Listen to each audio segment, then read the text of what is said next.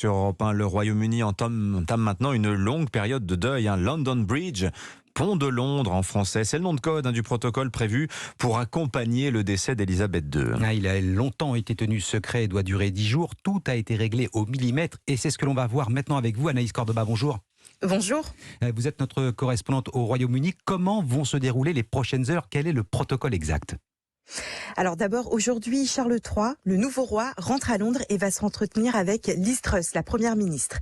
Puis, à midi, heure locale, les députés et les lords se réunissent au Parlement pour rendre hommage à la reine lors d'une session qui devrait durer environ 10 heures. Liz Truss et les principaux membres du gouvernement, eux, assisteront à une messe de commémoration à la cathédrale Saint-Paul à Londres. Et dans la capitale, 96 coups de canon seront tirés pour chaque année de vie de la reine. Enfin, moment très important ce soir, Charles va s'adresser aux Britanniques à la télévision pour la première fois en tant que roi. C'est lui qui décidera en partie du reste du programme pour les jours à venir. On sait déjà que dans quelques jours, peut-être mardi, le corps de la reine sera transporté d'Édimbourg à Londres, soit en avion, soit en train royal.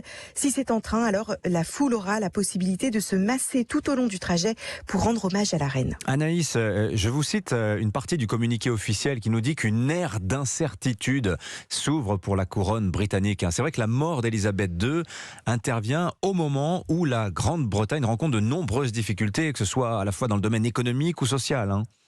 Oui, tout à fait. Comme vous le savez, le pays a traversé plusieurs crises ces dernières années, le Brexit et puis une grande instabilité politique avec un enchaînement de 4 premiers ministres en 6 ans. Après le Covid, il y a maintenant une terrible crise du coût de la vie qui génère beaucoup de colère dans le pays. Et hier, effectivement, j'ai entendu beaucoup de Britanniques qui s'inquiétaient pour l'avenir et qui me disaient « Mais que va-t-il se passer maintenant ?» La reine était la seule constante au milieu du chaos.